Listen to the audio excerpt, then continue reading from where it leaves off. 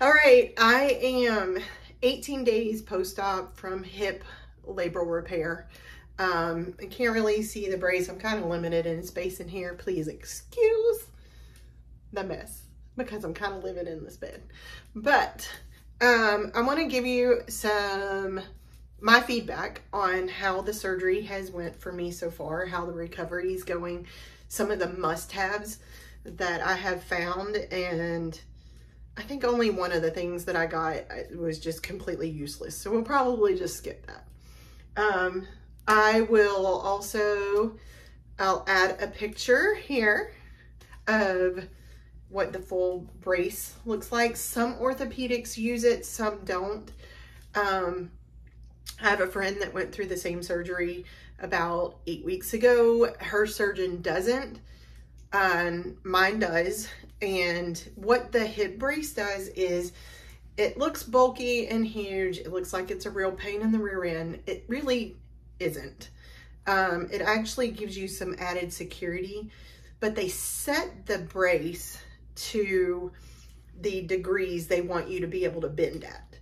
And it keeps you from being able to go beyond those limitations for the first however many weeks. So for me, it's 6 weeks. So I'll be in the brace and on crutches for 6 weeks. Using mostly the right leg hasn't been too hard to adjust to for me because I spent so much time injured waiting for the insurance company to approve my surgery. And I will do another video. I think I'm going to do an ebook also on how I navigated getting through the approval for the surgery, because I know a lot of people go through the same thing. And all of the must-haves, I'm also going to add links in the description for you. So that'll make it easy for anybody that's about to go through this. So if you are dealing with hip labral issues, first of all, my heart goes out to you. I have 3 children.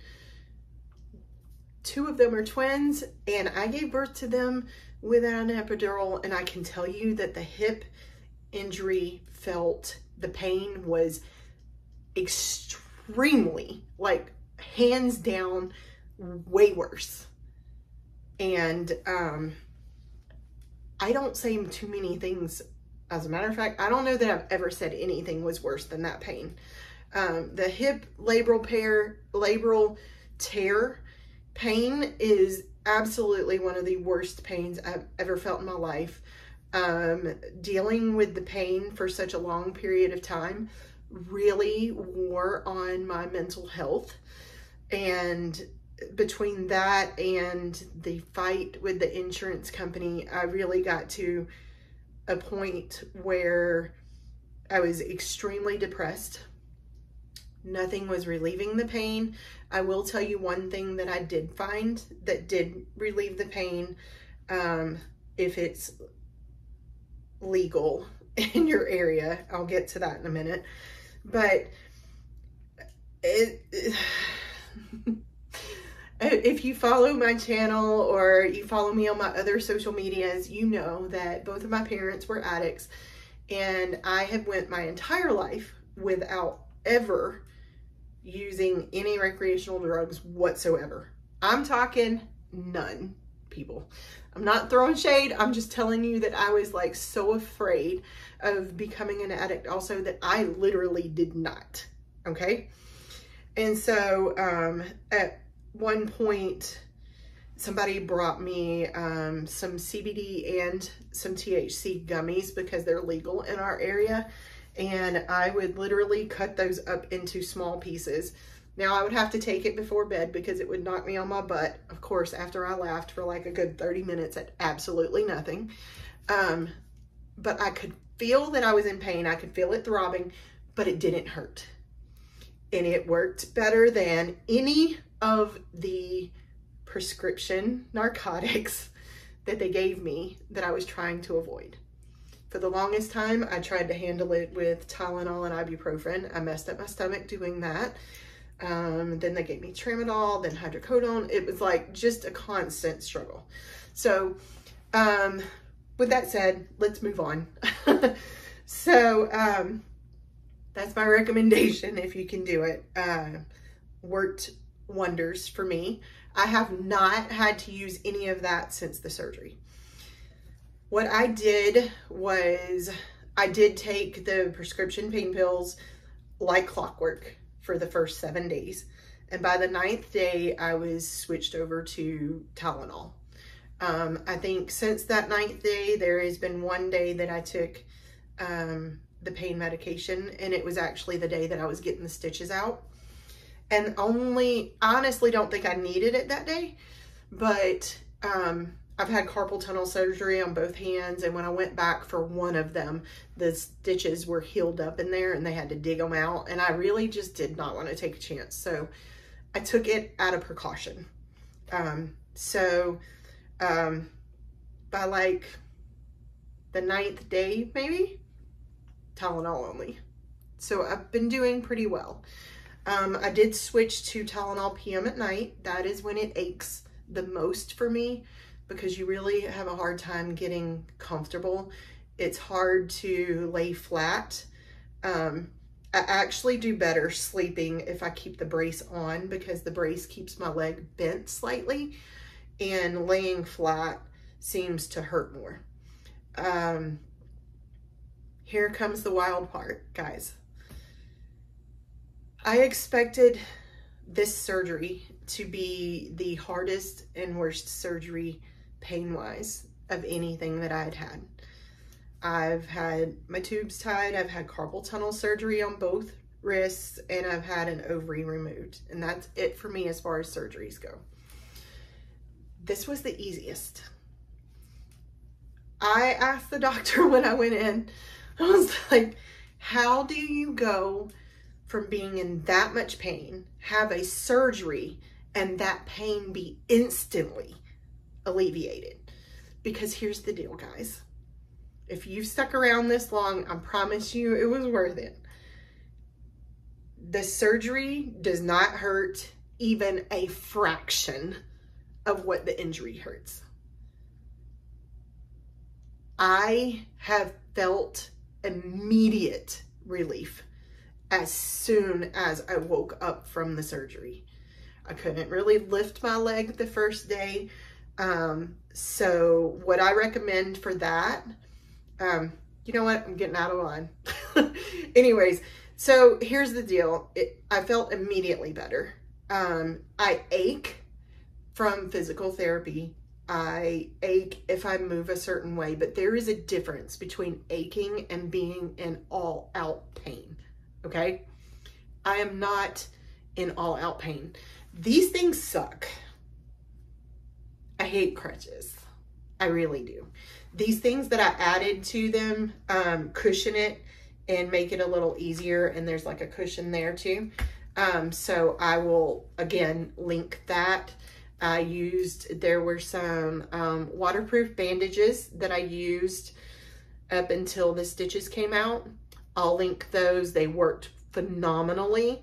What I did was get some gauze also, and just put a small piece of gauze over the incision with the stitches, and then put the clear film over it.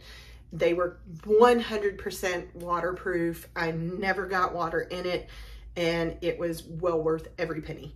I do recommend, they will allow air to get in there, but I do recommend taking them off as soon as you're done showering, because the longer you leave them on, the more it kind of pulls your skin.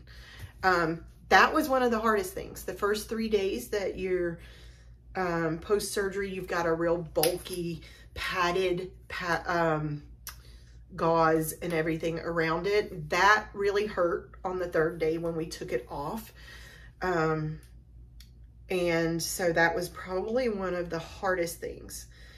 As you can see from behind me, we have a bed that inclines and whatnot, so that's been helpful for me. What I recommend to anybody the first few days that you're trying to get in and out of bed, a yoga strap or a long towel.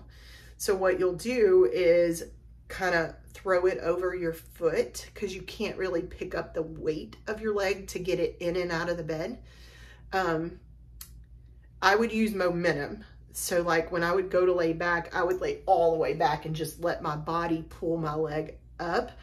And then the physical therapist, because you start physical therapy like your second or third day, they actually gave me the tip of the towel or a yoga strap to kind of throw it over your foot and use your arms to get your leg up and down. That's very helpful. Some like throwaway cloths, like I found them like in an incontinence section, and to just kind of bathe with until you can shower. Because those first 3 days until that bandage comes off, you can't shower. I did that. I did get a shower chair, which was very helpful and is still being helpful to me. I think I will probably end up using it until I can really handle the weight on my left leg, which is the hip that the surgery was on. The thing about that is like you can use that leg, like put enough weight on it to have like your toe on the floor to balance, but you're putting all of your weight on the good leg for 4 weeks. When you get to the 4th week, according to my doctor, then you start using 50% weight. So you're still using the crutches, but you're starting to put some weight on that leg, which is a little scary to me because I'm like a week and a half from that point and I don't feel like I'm ready, but we'll see. And then at 6 weeks, it's off with the crutches. I did have somebody bring me a walker in the beginning because I was so bruised and raw under here with the crutches. It's hard to practice with crutches before your surgery because you really don't have much motivation, but I highly recommend doing it and going ahead and getting like these things. I did at first use washcloths and some like surgical tape around it, but the surgical tape was rubbing under my arms. The crutches are by far the worst part of this experience for you. 100%. Okay. But 6 weeks, I can get through it. Let's see. The shower chair is a must.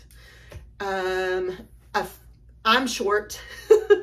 So I'm like 5'4", but we also have high toilets in our house. So depending on your height and the toilet, you may want a toilet riser. Because a friend of mine that had the surgery, she's very tall and they don't necessarily have tall toilets. They're kind of average height. So she added like a toilet riser. I think I'll link one just in case. And so for me, it was easier not to use it because I am short and the toilet was high, and that way I could sit on it at any angle because the toilet risers have like handles on them. So that would just depend on you, your height. Getting up and down is hard, but not for long. Make sure you're drinking a good amount of water. And honestly, like, that part was hard because it made me get up more often, but getting up and down more often is really going to help you to avoid blood clots. The other thing is when I would lay down, I would do exercises with my feet like this or roll them around to keep the blood flow going. My doctor prescribed what's called a cold machine through a company called New Life, N-U-L-I-F-E, and they sent it to the house, and it had compression things that go on your calves as well as an ice. It's like a big, huge padding that goes around your waist, and it runs cold water through it. Cold has been as beneficial as pain medicine in maintaining the pain for me. So they sent it for 2 weeks and then authorized it for an additional 2 weeks at my request. And it was really easy to get it. They ship it straight to your house, but you'll need somebody to help you with it. It's heavy. And you'll need help getting on and off of it while you're using the calf part. Now that I'm like 18 days post-op, I pretty much am just using the waist part and just icing it as needed. I have been very consistently using it 3 to 5 times a day. I think it has made a huge difference in my pain level and my recovery. So if you are pre-surgery, try ice. I had gotten to a place where I was using a heating pad, and I really think if I had used ice, it would have been a lot better. Let's see, what else? I think that's pretty much it. I got a big bag to like kind of, here, I'll show you, because it's actually here. I got this big bag. It's not attractive, but I can throw it over my shoulder and put it across my back to carry like my water bottle or anything. Like if I'm trying to make food, I'll put the food in containers and put it in the bag so that I can get it from one place to another. Because in all likelihood, you're not going to have somebody with you 100% of the time. So that's been helpful because you really can't carry anything while you're on crutches. And I think that is pretty much it. If you have any questions, please drop them in the comments. I would be very happy to help anybody with any part of the process. This has had a huge impact on my life. The pain was extremely out of control for over 6 months before the insurance company finally approved my appeal. And again, I will share that process and how I navigated it with you as well. It wasn't easy. It wasn't easy at all, and very emotionally and mentally taxing, as well as the pain. So again, if you are in this situation where you're about to have the surgery, you're gonna be okay. You're gonna do great, as a matter of fact. Just make sure you've got a good surgeon with a good reputation. One of the things that my physical therapist explained to me is that there are a lot of really good surgeons that do the hip, like not hip, but shoulder labral repair, but that the hip labral repair is a lot more involved. So I'll also add a picture here, or a video here, of my incisions. These are 18 days post-op. They're doing really well. I do have more incisions than most people do when they have the surgery. There's usually 3. I have 5. So I'll tell you real quick before we end what all was involved in my surgery. The MRI showed that the labrum was detached. And so they reattached that to the bone. And it actually was way worse than it was in the initial MRI. I attribute that to unnecessary physical therapy, but I had no choice but to go in order to get the surgery approved, and still had to fight beyond that. And then they go in and reshape your hip bone or the ball to make sure that it's not going to pull that labrum off again. So they kind of shave that. And then I also had like bursitis in my hip, so they removed 2 bursa sacs. So that's why I have 2 additional incisions. Do I think it's made my recovery any harder? No, I don't think it's had any impact on it at all. And I think it will benefit my life in the long run. So that is my story. That's how we're doing at 18 days post-op. I will check back in later in the process. Make sure that I link everything in the description. And again, if you have any questions whatsoever, please drop them in the comments. I absolutely would feel like my life had more purpose on having went through all this if I was able to help other people navigate it and not go through some of the pain that I did. So much love to you all. Bye.